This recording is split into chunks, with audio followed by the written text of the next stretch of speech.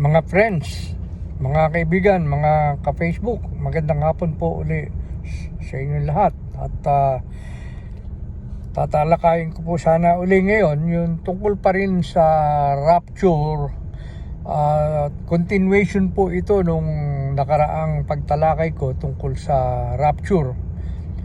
Yung pong rapture, yun nga, naipaliwanag ko na yung napakadakilang araw na si Yahushua ay isusugo ng ating amang Yahuwah para salubungin ang kanyang mga lingkod. Pero sa araw po ng rapture, hindi siya bababa sa lupa, dun lang sa alapaap, sasalubungin siya ng mga alagad, sasalubungin niya ang mga alagad o ang eklesiya sa hangin. Hindi katulad sa ikalawang pagparito niya. Yung ikalawang pagparito niya, tutungtong yung paan niya sa bundok ng mga olibo sa Jerusalem, sa Israel. Diyan po siya lalapag.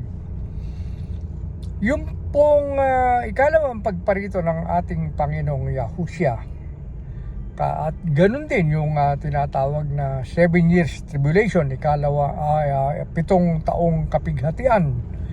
At ganun din yung pagdating ng dalawang saksi, yung 2 witnesses na magpapakita ng mga himala dito sa mundo sa panahon ng 7 years tribulation, doon sa panahon ng tribulation.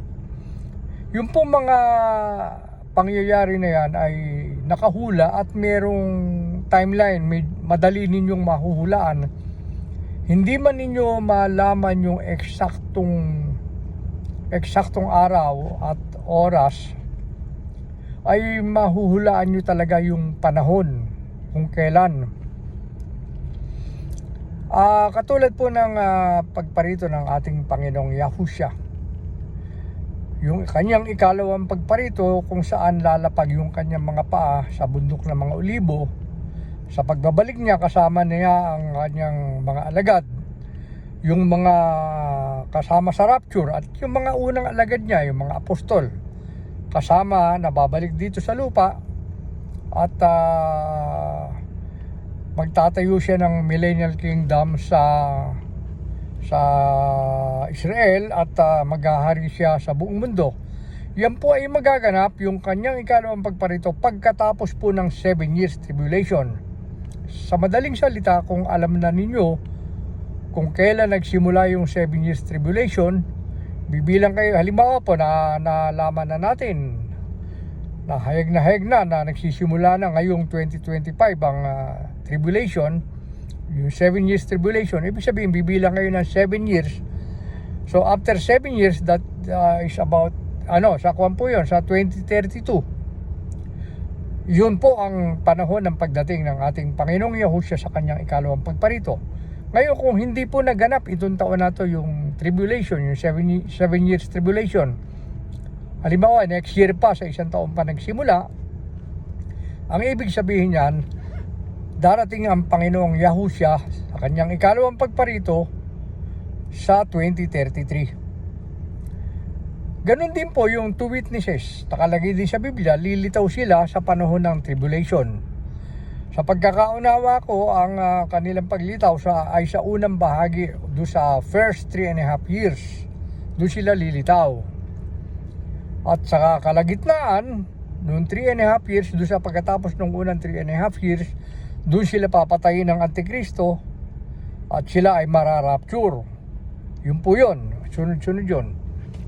Yung 2 witnesses po yun. Yun naman paglitaw ng Antikristo, nakalagay din, siyempre lilitaw siya sa panahon na ng tribulation at maghahari siya sa ikalawang bahagi ng 7 taon, doon sa second part of the 7 years tribulation. That yung pinakapangalawang 3.5 years, yung pangalawang 3.5 years, yung second part, doon maghahari ang Antikristo doon sa templo na itatayo sa Jerusalem, sa Israel. Pagkatapos nung red heifer ay mahindog na. Ngayon po, naihandog na nga yung red heifer, balitang-balita na yan.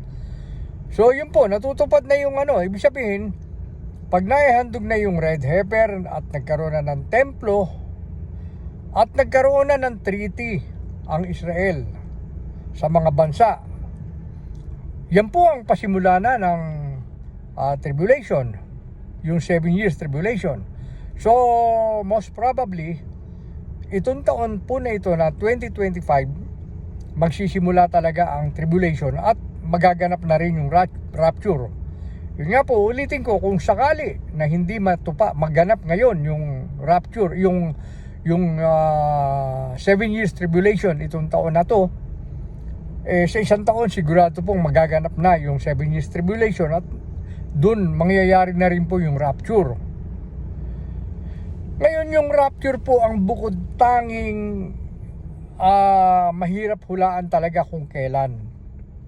Dahil yung rapture, kung pag-aaralan nyo, very imminent yan.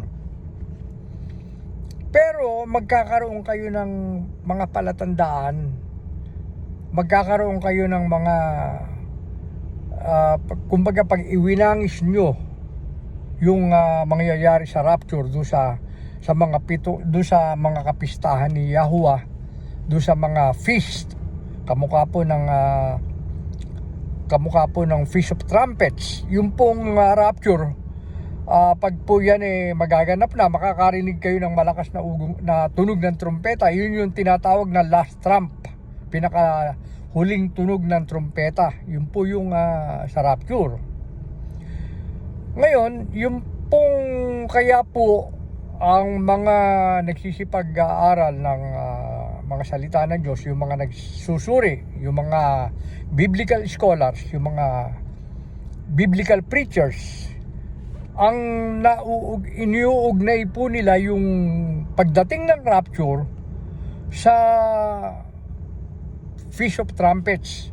Kaya ang espekulasyon ng marami, magaganap ang rapture in time with the Feast of Trumpets, kaalinsabay o maaring mauna ng mga ilang araw siguro bago dumating ang Feast of Trumpets, or maaring ma-delay ng mga ilang araw o ilang linggo, o kaya mauna ng mga ilang araw o ilang linggo yung rapture. Ibig sabihin, pwedeng maganap, mas malamang na ang rapture mangyayari sa panahon ng Feast of Trumpets, before or after. Siguro pag difference of days or weeks, hindi natin alam, maaaring ilang araw, basta malapit doon sa vicinity nung petsa kung kailan yung Feast of Trumpets. Pero pwede rin naman na yan siguro maganap yung rapture sa panahon ng Pentecost, o kaya panahon ng Feast of Tabernacles. Pero ako po, sa pansariling opinion ko, naniniwala ako magaganap ang rapture mas malamang yung sa malapit sa Feast of Trumpets. Pero pwede rin, naniniwala rin ako na pwede rin maganap yan sa alinman, kasabay o pagkatapos o bago dumating yung anumang kapistahan ni Yahuwah, bago dumating ang Feast of Tabernacles o Pentecost, or after. Kasi yung pong rapture ay, sabi ko nga sa inyo, very imminent, at saka walang mahirap hulaan ang petsa. Although mararamdaman ninyo yung times and seasons, magkakaroon kayo ng spekulasyon. Hindi katulad po kasi nga nung binanggit ko sa inyo, pagka nakita na yung mga palantandaan, alam na ninyo, nagsimula na yung 7 years tribulation. So pagka nagbilang na kayo at bumilang na kayo ng 7 years, alam ninyo kung anong taon darating ang ating Panginoong Yahushua Kristo, kasi darating siya doon sa pagkatapos ng 7 years tribulation. Ngayon, ang pagdating ni Yahushua, sa aking paniwala, halimbawa darating siya sa Feast of Trumpets, sa panahon ng Feast of Trumpets, maaaring this year or next year. Naniniwala ako na before dumating ang Feast of Trumpets, doon siya darating. Doon darating si Yahushua para ma-rapture yung mga dapat niyang i-rapture. Halimbawa ako, i-rapture ako. Mangyayari yun bago dumating po ang Feast of Trumpets. Yun ang aking paniwala. mas lamang na lamang yung paniwala ko. Pero, pwede rin po na mangyari na after ng Feast of Trumpets, madidelay ng mga ilang araw, siguro linggo. Bakit ko po nasabi yon? Inire-relate ko po kasi doon sa parables of the 10 brides, yung talinghaga ng 10 birhen. Yung pong 10 birhen na naghahantay sa ating Panginoong Yahushua. Naghahantay sila. Nakatulog yung mga naghahantay na idlip dahil na-delay yung pagdating ni Yahushua. Yung groom na-delay ng pagdating, naantala yung kanyang pagdating. Kaya nga yung 5 birhen na walang langis yung kanilang ilawan, yung kanilang lampara walang langis, nanghihingi ng langis do sa 5 pang birhen, hindi naman sila binigyan dahil sapat lang yung langis para sa kanila. So hindi sila nagbigay, hindi nabigyan yung 5 birhen. Umalis sila, naghanap. Kaya nga pagdating ng Panginoong Yahushua, nung dumating wala sila, hanggang sa hindi na sila pinapasok doon sa piging, pinagsarahan sila ng pinto, hindi sila nakapasok. Ibig sabihin nun, yung 5 birhen na yon na walang oil, walang langis, ay hindi po kasama sa maliligtas yun dahil hindi nga sila pinagsarahan ng pintuan. Ang ibig sabihin, yung 5 bride na yon ay mga mananampalataya din, mga lingkod din. Kaya lang, sa huling bahagi, hindi sila naligtas pagdating ng rapture kasi nga wala sila nung langis. Yung langis, sumasagisag po yun sa Espiritu Santo. Kaya yun po ang katunayan na maliligtas tayo pagka tayo ay natataka ng Espiritu Santo. Paano natin malalaman yun? Bagong pagkatao na po tayo. Nagkaroon tayo ng bagong pagkatao. Kung dati tayo magnanakaw, hindi na tayo nagnanakaw. Kung dating hold-upper tayo, hindi na tayo nang hold up. Kung dating tayo mahilig makiapid, hindi na tayo nakikiapid.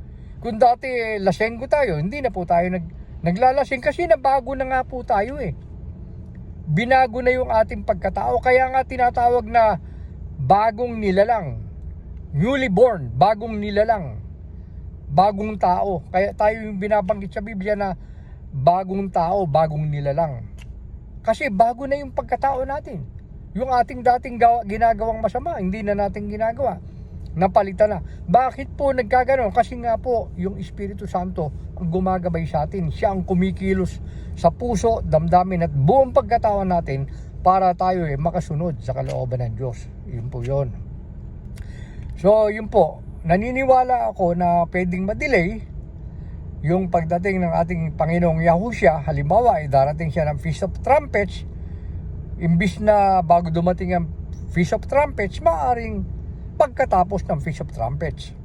O kaya kung darating siya ng halimbawa sa panahon ng Pentecost o Feast of Tabernacles o Feast of First Fruits o anumang kapistahan yan, maaaring advance bago maganap yung kapistahan o maaaring madelay din. Dahil kaya ko sinasabing maaaring madelay, inire-relate ko po dun sa ginawa nung 10 birhen na naghihintay sila, na late, na delay ng pagdating yung kanilang groom, na ang groom ay ang Panginoong Yahushua. Yun po yung karagdagang gusto ko lang idagdag do sa nakaraang video na akin pong in-upload. Muli, maraming salamat po sa inyo. Shabbat Shalom po sa inyo. Shabbat Shalom.